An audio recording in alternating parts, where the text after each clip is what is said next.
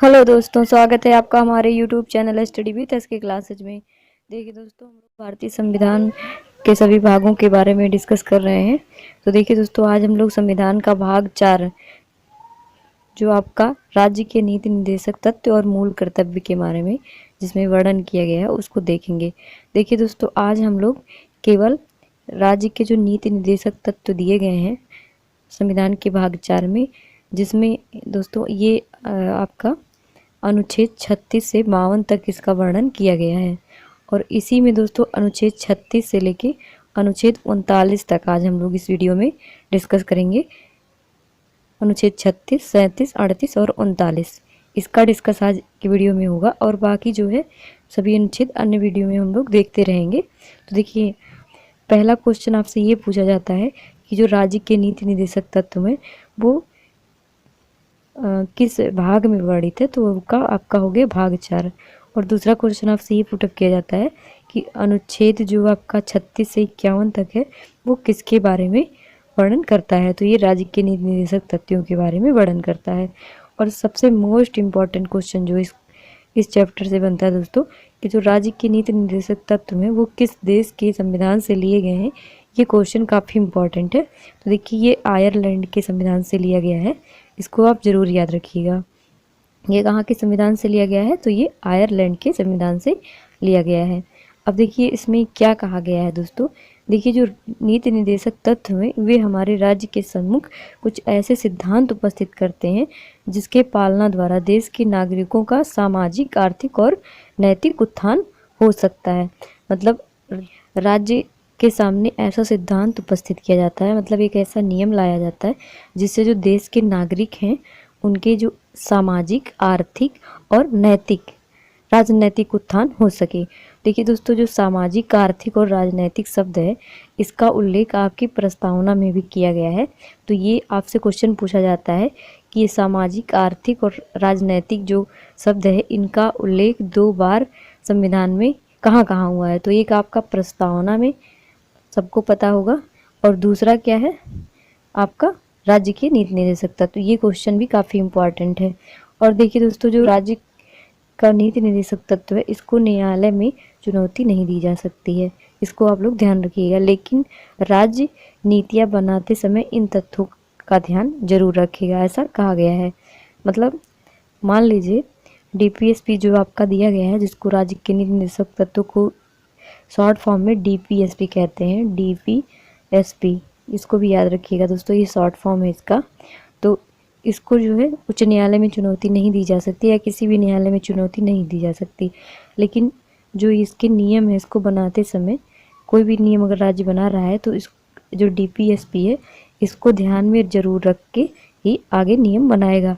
तो आप इस चीज़ को जरूर ध्यान रखिएगा।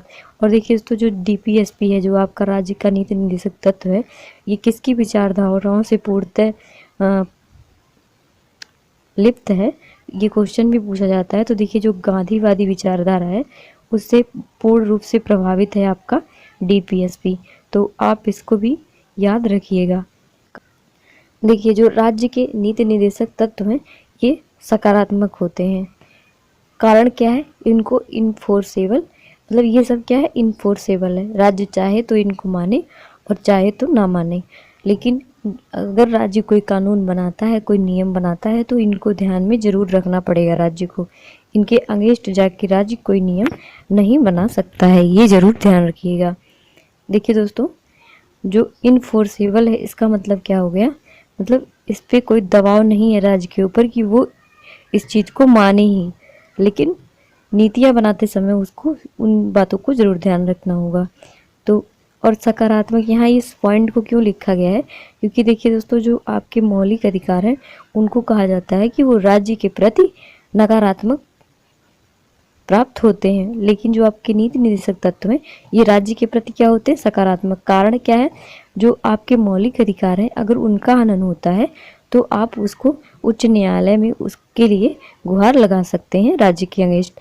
लेकिन जो आपके नीति निर्देशक तत्व हैं अगर इनका कोई इनहेरेंस होता है तो आपका जो उच्च न्यायालय है इसमें कोई चुनौती इसके ऊपर नहीं दी जा सकती है, ये इनफोर्सेबल है, इसलिए यहाँ इसको सकारात्मक कहा गया है। आगे देखिए, हम लोग देखेंगे अनुच्छेद 36 के बारे में। क्या कहता है अनुच्छेद 36 में? राज्य शब्द को परिभाषित किया गया है। और क्या कहा गया है? तो कहा गया है जो अनुच्छेद 12 में जो परिभाषा राज्य शब्द की दी गई है, वही जो है परिभाषा अनुच्छेद 36 के तहत भी दिया गया है, वही परिभाषा मान्य किया गया है। तो इसमें और कुछ ज़्यादा बातें नहीं लिखी हैं। फिर हम लोग 37 देख देते हैं। देखिए, यह राज्य के नीति निर्देशक तत्व के बारे में ये कहता है कि यह बाध्यकारी नहीं है। राज्य चाहे तो इन्हें लागू करे और चाहे तो ना करे। और यह भी लिखा है कि राज्य जब भी नीतियां बनाएगा इन तथ्यों को ध्यान में रखेगा। देखिए दोस्तों, इस पॉइंट को हम ऊपर ही आपको थोड़ा डिस्क्राइब करके बता चुके हैं। तो अब हम लोग अनुच्छेद 38 देखते हैं। देखिए अनुच्छेद 38 में क्या कहा गया है? अनुच्छेद 38 में लिखा है, राज्य उन प्रकार की व्यवस्था का निर्माण करेगा जिससे सामाजिक, आर्थिक और राजनीतिक न्याय की प्राप्ति की जा सके। मतलब ऐसी नीतियां राज्य बनाएगा, ऐसी व्यवस्था राज्य बनाएगा जिससे कि उसके जो नागरिक हैं उनकी सामाजिक, आर्थिक और राजनीतिक न्याय की प्राप्ति की जा सके।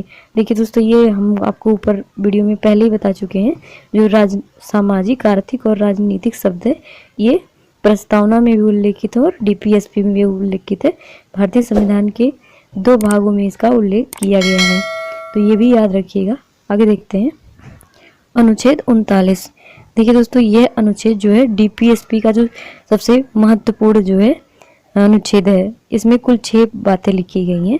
सभी के बारे में बारी बारी से हम लोग देख लेंगे। देखिए दोस्तों, जो 6 बातें हैं उनमें से पहला है मतलब ये जो है अनुच्छेद 39, इसका जो सब क्लास 1 ये है, ये सब क्लास 1 है 39 का। तो ये याद रखिएगा, या फिर पॉइंट वाइज याद रखिएगा, बस आपको याद रखना है। तो देखिए, जो राज्य है वह सभी स्त्री पुरुषों को आजीविका प्राप्त करने का अवसर प्रदान करवाएगा। मतलब जो राज्य के जितने भी स्त्री पुरुष हैं उन सभी को आजीविका, मतलब उनको जीने खाने के लिए जो रोजगार है उसको प्राप्त करवाने का अवसर प्रदान करेगा राज्य। पहला पॉइंट हो गया, काफ़ी बेसिक सा है। जिससे हम लोग अपने देश के जो छोटे छोटे राज्य हैं, कुल 28 राज्य हैं वर्तमान में, उनके जो नागरिक हैं सभी को अपनी आजीविका चलाने का अधिकार है। तो उसके तहत जो राज्य है उन सभी को अवसर प्रदान करेगा। दूसरा क्या है? राज्य मानवीय व भौतिक संसाधनों का आवंटन इस तरह से करेगा जिससे अधिकतम लोगों का कल्याण हो। मतलब जैसा भी हो, मानवीय का मतलब कृत्रिम और भौतिक जो भी है, सभी संसाधनों का इस तरह से आवंटन करेगा, इस तरह से प्रोवाइड करेगा जिससे ज़्यादा लोगों का क्या हो, लाभ हो। और तीसरा क्या है? राज्य आर्थिक संसाधनों का आवंटन इस तरह से करेगा जिससे केंद्रीकरण ना हो सके। मतलब राज्य किसी जाति समूह या फिर किसी वर्ग समूह को ज़्यादा से ज़्यादा आर्थिक रूप से उनको आगे नहीं करेगा। मतलब ऐसा नहीं है कि कुछ वर्ग के लिए राज्य कोई अलग सी व्यवस्था करे जिससे उनको अधिक धन प्राप्त हो और कुछ वर्ग के लिए नहीं, तो ऐसा नहीं करेगा जिससे केंद्रीकरण ना हो सके। तो सभी के लिए समान आर्थिक संसाधन आवंटित कराएगा। चौथी बात क्या कही गई है? राज्य समान कार्य के लिए सभी को समान वेतन की व्यवस्था करेगा। देखिए दोस्तों, इसको हम लोग मौलिक अधिकार में भी पढ़ चुके हैं, समान कार्य के लिए समान वेतन। तो इसमें VDPSP में इसका उल्लेख है। तो इसको भी याद आप रखिएगा कि अगर 2 व्यक्ति हैं और दोनों एक दफ्तर में काम करते हैं और दोनों का काम का लेवल एक है, तो दोनों को जो सैलरी है वो एक समान ही प्रोवाइड की जाएगी, किसी प्रकार का भेदभाव नहीं किया जाएगा। और 5वां क्या है? राज्य स्त्री व पुरुषों को ऐसे कार्य नहीं करने देगा जिससे उनके स्वास्थ्य के लिए हानिकारक हो और उनकी आयु के विरुद्ध हो। मतलब चाहे वो स्त्री हो चाहे पुरुष हो, सभी के लिए ऐसे कार्य करने से रोका जाएगा जिससे उनके स्वास्थ्य पे हानि हो। और ऐसा भी नहीं है कि मतलब वो भी छोटी उम्र के हैं और उनको काम बढ़ा दिया जाए, तो आयु के विरुद्ध भी काम नहीं दिया जाएगा। और 6वीं बात क्या कही गई है? राज्य बच्चों को ऐसा वातावरण उपलब्ध कराएगा जिससे कि वह अपने व्यक्तित्व का विकास कर सके और उनका शोषण भी ना हो। मतलब राज्य जो है बच्चों के शोषण से उनको बचाएगा, मतलब उनका किसी प्रकार का शोषण ना हो, और ऐसा वातावरण उनको उपलब्ध करवाने का कर्तव्य भी है राज्य को कि जिससे उनके व्यक्तित्व का विकास हो सके। तो देखिए 6 बातें जो है आपका अनुच्छेद 39 में कही गई हैं। ये सभी 39 के सब क्लास हैं, 1 और 39 का सब क्लास 2, इस तरह से करके पूरा 6 है। तो ये 6 पॉइंट भी हैं, 6 बातें हैं और 6 सब क्लास हैं। मतलब जैसे भी क्वेश्चन पूछा जाए, अगर सब क्लास में करके पूछा जाए तो घबराइएगा नहीं, बस आप 6 बातें क्रम से याद रखिएगा। तो देखिए दोस्तों, उम्मीद है आपको हमारा ये वीडियो पसंद आया होगा। देखिए दोस्तों, अगर आपको वीडियो पसंद आया होगा तो प्लीज़ हमारे चैनल को सब्सक्राइब करिएगा, वीडियो को लाइक करिएगा और वीडियो को अपने दोस्तों में शेयर कर दीजिएगा। और अगर आप इस वीडियो का PDF पाना चाहते हैं तो वीडियो के डिस्क्रिप्शन बॉक्स में जाइएगा और आपको वहाँ इसका लिंक ज़रूर प्रोवाइड किया जाएगा, तो उसको वहाँ से डाउनलोड करके पढ़ सकते हैं आप लोग। मिलते हैं दोस्तों हम अपनी अगली वीडियो में, तब तक के लिए धन्यवाद।